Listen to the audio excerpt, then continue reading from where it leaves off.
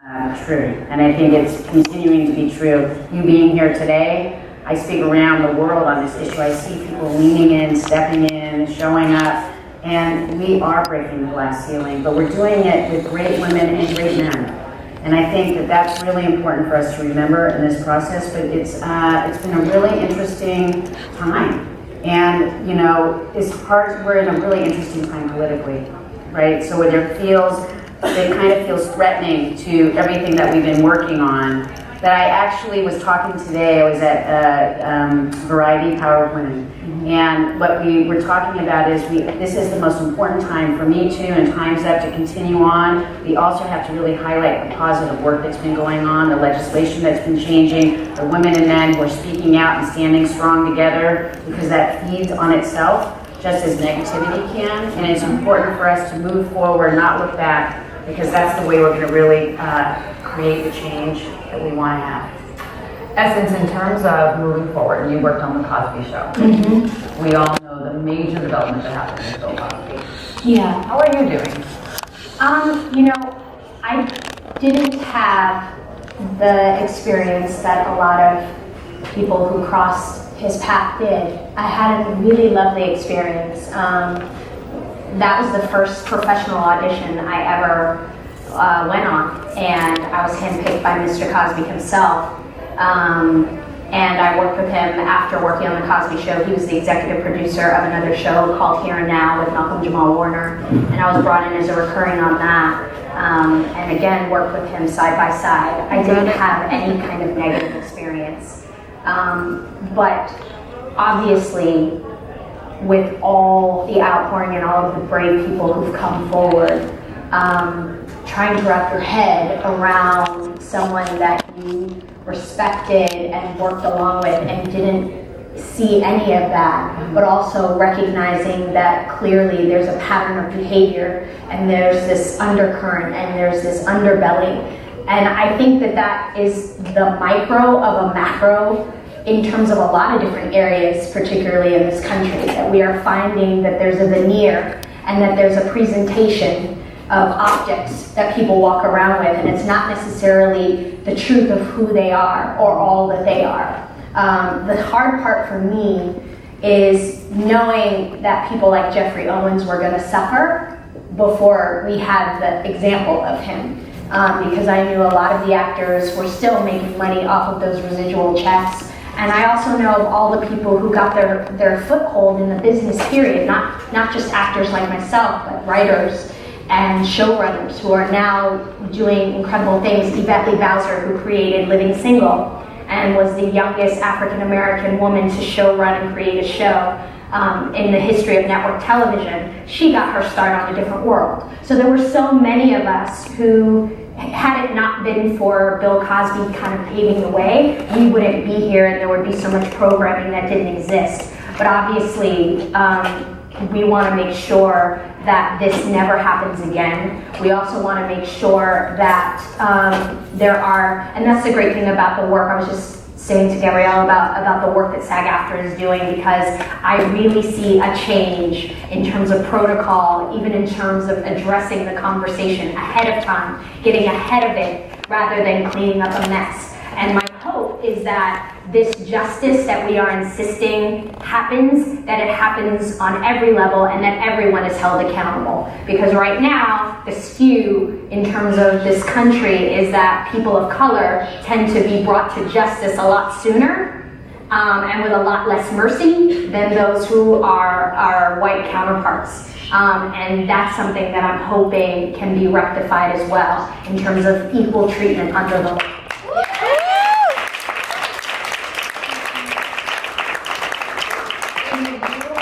Breaking barriers as well, like you talked a little bit about your character on Lucifer as a Latina portraying scientist. Mm-hmm. Yeah. Tell me about how you got into the business, because it's tough. It's heartbreaking. We all have different paths, just like Essence said. Yeah, I mean, I guess I feel very fortunate. Starting with George Lopez, I played Veronica, who was this really bratty millionaire, and I didn't realize it at the time, but I remember seeing these 5 girls come up, and they're like, "Oh my God, we love you on George Lopez," and they're like, "Do you know you're the only Latina millionaire on TV?" And I'm like, "Oh God, that's crazy." crazy, you know? And I guess starting from then, that was the moment where I realized I needed to choose my roles, not just to pay my bills, but also to represent my community. My mom's Mexican, my dad's Puerto Rican. I started as a dancer. My mom actually broke barriers herself. She was the first Latina to graduate Northwestern Dental School and grew up super poor in Mexico. My dad grew up super poor in Puerto Rico. No indoor plumbing. He would have to go outside to go to the bathroom. No running water, no hot water. And so I'm the product of hardworking immigrants who came to this country for a better opportunity. And I guess I had that feeling inside me that I need to pick these roles because people are very affected by what they see. And our greatest export as a country is entertainment. We don't make as many cars as we used to. And so I realized, okay, I have to choose my roles well. And even on Dexter, even though I was in a bikini most of the time, I said, okay, she's a psychology student, so whenever she's on the phone with Dexter, I want her studying for college because she's an actual student. And and in RoboCop, the role was Asian, and I'm like, well, why can't a Latina be, an engineer? And so they changed the role, and I was able to work with Michael Keaton and Gary Oldman and represent, Latinas in a professional, college-educated light. So I guess I've taken the role a step further now, where I'm writing a comic book. I'm creating a comic book with a Latina scientist superhero. Yes. And I think I want to start just writing the change I want to see. I'm writing a Latino Blackish because I think that we really need that, especially on ABC. And I'm writing a horror movie called La Llorona. And we have to see more La Llorona too, even though there's another movie coming out next year. But I guess I've started to see these young girls at Comic-Con dress up as my character on Lucifer. My name is Ella Lopez, and I play a forensic scientist. Super nerdy, super doesn't know when to stop talking, super clumsy, not cool, doesn't lead with sexuality, super nerd. And what was so touching to me was people all over the world, girls of every different shade, were dressing up like a scientist with glasses, forensic jacket, gloves, top knot. And I was so flattered because they weren't dressing up like Wonder Woman. They were dressing up like Ella Lopez, who's a scientist. And I thought, you know what? There's 2% of Latinas in professional STEM jobs. 2%. So I've taken my career in the direction of, I want to hopefully inspire the next generation of NASA engineers, because we have, the brains, they just need to see it to know that they can do it as well.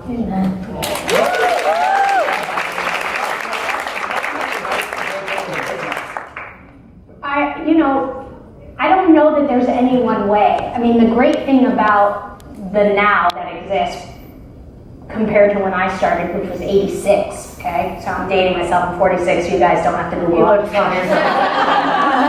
But the great thing is that there are now so many ways to get your content out there. You can do it independently, there's so many streaming channels, there's so many new platforms, and even the big networks, the 4 networks, have streaming platforms as well, where they have original content that isn't necessarily on the network. So there's all these different ways to get out there. But I would definitely say, to Amy's point, is that, write what it is you want to see, or write what it is that speaks to you. You have to continue to curate your own talent and curate your own opportunities. And creativity now is so much easier because we all have our phone. And there are movies shot on phones, and there are videos and all of that stuff. At the end of the day, we as an audience and we as entertainers, we're moved and we're hungry for authenticity. We want to see our stories, we want to see each other represented in ways that speak to us. And so if you have an impulse to tell the story, I say just shoot it and keep doing it until, when you hear of someone like Issa Rae, who basically was completely rejected by all the mainstream avenues. And then she said, you know what, I know that I have a voice, and I know that this isn't just my experience, this kind of awkward black girl, who's torn between being black and feeling white, or feeling white and being black, and so she created this show and she put it on YouTube. And eventually the mainstream came to her because undeniably she was a success. She was a success before she got to HBO. So I think that it's really important, like Amy says, is like continue to look for where you are feeling like there's a lack, or where you feel like there's a take on a story that you haven't seen or heard before, with in a shell that you haven't necessarily seen before. And I think that there's an audience for it. You know, there was an old school kind of way where we were kind of being dictated, like what you create was dictated by the marketplace.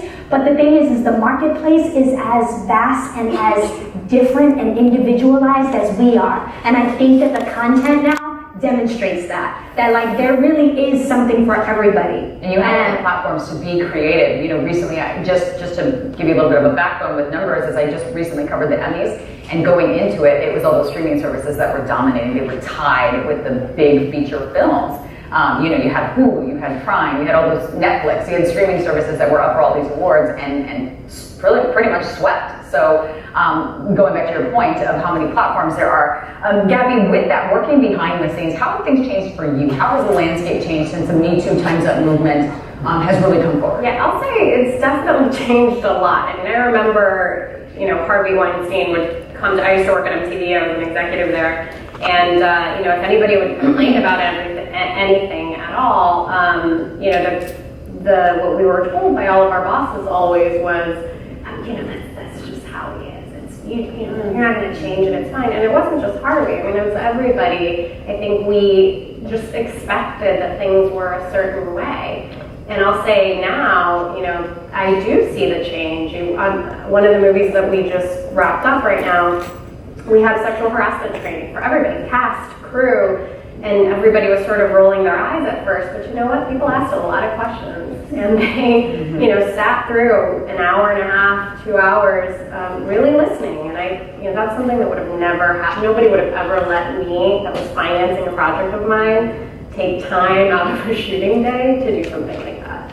How did everyone feel after? You know, it inspired a lot of conversation, and there was so much resistance, you know, myself included as a producer. I think I was kind of like, God, why do I have to spend time doing this thing? We have to shoot this movie. And, you know, shame on all of us, because we really, you know, I knew that it was important. I had put it in the schedule for a reason, but as your day sort of goes and you're trying to catch up, you think we have more important things to do.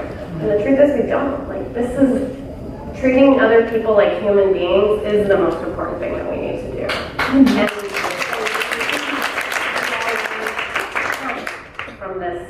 from this workshop that we did, and I highly recommend for everybody, you know, like on your movies and on your projects, it really helped us come together as like a family that was doing this project. Can I just say something? I think it's so important. I really, what you're saying, what you did on the set, because that is part of us leaning in and stepping forward. But what's really important for everybody, I think also as we do this, because you're right, it's the programs, it's always speaking out. I think the more we learn, the more comfortable we are to speak out. And when we see things happening, you know, this has been a really interesting time for me. I was just talking to somebody a month ago. Somebody actually sexually harassed me. Somebody very big in the industry. Somebody who's an older person. It was stunning.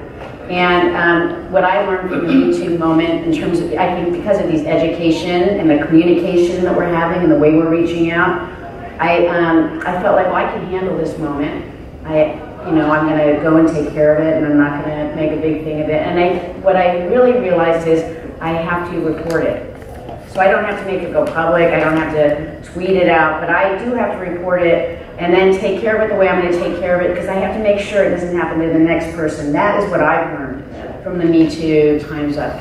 It is time for us to really lean in and talk about it, share those stories, and at least report it, because that's how we protect not just ourselves, but everybody else. It only happens when we do that. But if people don't know where they can turn, SAG-AFTRA is a great resource. You said before that it's there to protect actors. It's there to protect those on and off screen. So what do they do? what's the process? For instance, for anybody who's within SAG-AFTRA, if there's something that happens on a set, we actually have a 24-hour hotline. So we've always had a hotline, but now we actually, after the Harvey Weinstein thing, we realized that people weren't comfortable calling in. We wanted to make sure that people were trained who were receiving those calls. So we actually upgraded the way we have. We have a hotline now that's just for sexual harassment. You can report it. You'll get guidance on what's next and how to follow up with it. We also have, we've created through SAG-AFTRA, we realized that a lot of our members who've had incidences occur, they are traumatized. I mean, that's really what you're seeing, the pain of so much, and they don't know where to go. So even though our job as a union is to create a contract, for people when they're working to make sure that they have, safety on the set and, fair pay, we actually have aligned with the Actors Fund, and we have created a therapeutic resource. Wow. So people can call in and get the guidance and support they need, because we have to move forward and be healthy. So we're doing a lot of work. We're working on legislation, but this is the way It continue to change, Right. evolve, certainly. But people, you can call anytime. Yeah, and also Women in Film has a really great Yes. resource too that you should check out. That you can just go on their website and look at it. But they also actively can report whatever is happening to them, and they'll help you sort of navigate through it, because it is tricky sometimes. As women, we feel like a lot of guilt and shame about some of these things. Somehow, like you think it's your fault because somebody's mistreating It's you. confusing because Very you know confusing. somebody. Yeah. Or they went through that. They've given you an opportunity, Right. and so really having somebody help you navigate that. And I highly encourage everybody to get to know their line producers on set too. Just a great resource of people that can, help you navigate where's the right thing to do and how to protect yourself as well. It's always about There's also the mentors, too, PGA, the Producers Guild of America. They also opened up a hotline for the same thing. So now we have more and more organizations stepping up. And Sandra, talk to us about, so we mentioned your project that you recently wrapped up, Shine. What was your experience like? How have things changed for you as far as the landscape? So we actually shot about 3 years ago. So things weren't in the same place they are now. And I've always had day jobs, and I have tons of stories about a lot of different things. Mainly what I do want to say is that what the Me Too movement has done, what I've seen is that it has opened up the door for dialogue, as far, not just about that, but as far as equality in the workplace, and being treated like every other person as far as promotions, equal pay, all of that stuff. And, I've left my job to focus on Shine about 2 years ago, so I don't, I can't really speak about what that dynamic is. But I could say that, again, socially, there's a lot of men that I speak to about this issue, and that I'm now more comfortable speaking to them about it and making them aware of what we go through. And I've seen a change. I was just speaking to a friend of mine who was my boss at Maker Studios years ago, and now he's doing his own thing. But I was sharing with him a lot of my experiences, and then the same day I saw he has this organization or a nonprofit called Latinopreneurs to empower Latinos with businesses. And next thing you know, I get a notification that he was doing a live stream, and he was talking about women and empowering women. And I was like, oh, I think it sparked from our conversation that we had in the morning. So, I noticed that last night I was at Coachella. I moderated a panel for women filmmakers. And so there are two, when we were wrapping up, the director said, okay guys, and it was a panel of all women, and I said, no, gals. And so he's like, okay, I'm sorry. And so after, people were coming up to me and they were saying, you know what, that little thing that you said now planted something, men came up to me and they're like, it planted something in my head that now moving forward, I'm going to check myself when I'm speaking and when I'm just saying, such minute thing, but it actually means a lot for us. So for me, it's more on that level of speaking about it, and actually men being aware of what we go through, and even with my own boyfriend, sometimes, I vent to him or I'm crying, oh my God, this happened to me, etc. And he never really realized it, or I hire a ton of women on all my productions, typically, in non-traditional roles. I hire women grips, audio, all kinds of positions, production designer, art. And so he's always like, hey, what about guys? Like half joking, but I'm like, no, like you don't understand. And so like more and more I explain to him about why it's important and why I really don't care that he gets upset or any other man that gets upset because you're not being hired. In decades where women did exactly, right? Exactly. It's our time. Yeah. Tell us about the casting. It was important for you to have an all-Latino cast, correct? That was from the director. That's what he wanted. So when the project came to me, the cast was there, and I was just really happy. One thing I will say is that the Latinas on the film, they're diverse. They're dark Latinas, nothing against light Latinas, but you know, I feel that we don't necessarily see that on screen. Yeah. And I felt really proud about that, about having women on there.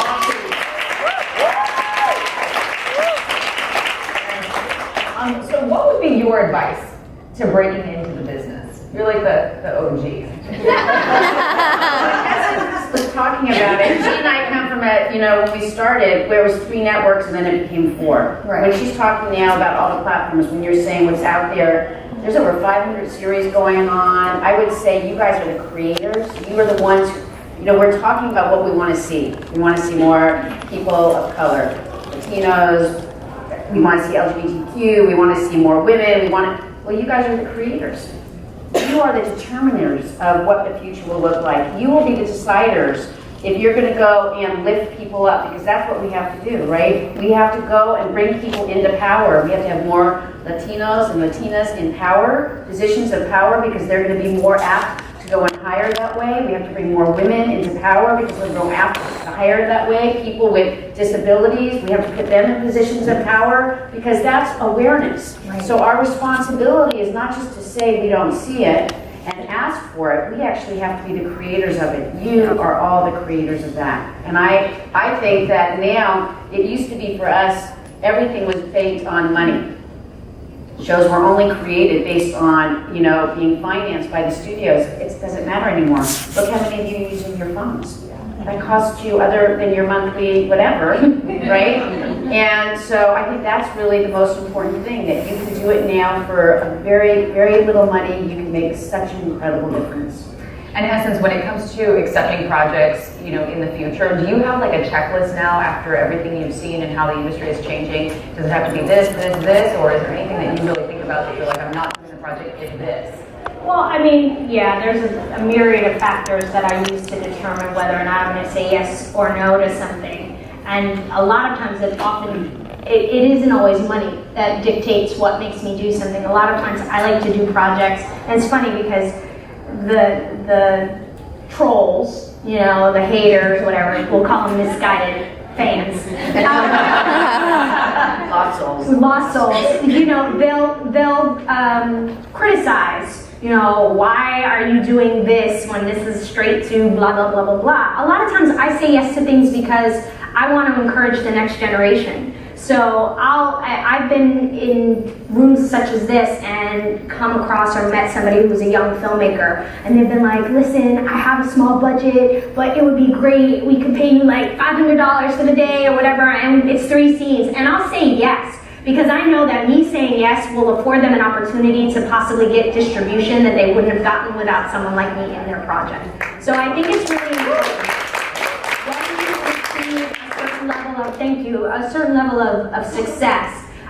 To me, that success is empty unless you are empowering others to come along with you and even to surpass you. So I think it's very important that we as artists continue to say yes to things that are, you know, that maybe our agents would say, why are you doing that? You know, like, all right, pass, she's above this. You know, we have to do passion projects. And we have to collaborate with independent producers. It can't just be about the studio thing. I mean, maybe it can be for certain echelons, and maybe that's where you want to be, and that's cool. I'm not knocking anybody's hustle. If you're about the bags, then do you. But for me, I just don't feel like I have, again, achieved significance. I may have money in the bank, but I don't feel like I've achieved significance unless I'm pouring back into the community. And that's particularly, you know, for me, I know that I'm an African-American woman. I'm from New York, so most people thought I was Dominican my whole life. Yeah! But, you know, I grew up in from Brooklyn, and I grew up around Latinas and Latino people, and it's always been a huge part of my love of New York and my love of the planet. I married a Hispanic man. My son is half Puerto Rican. I really believe in just humanity.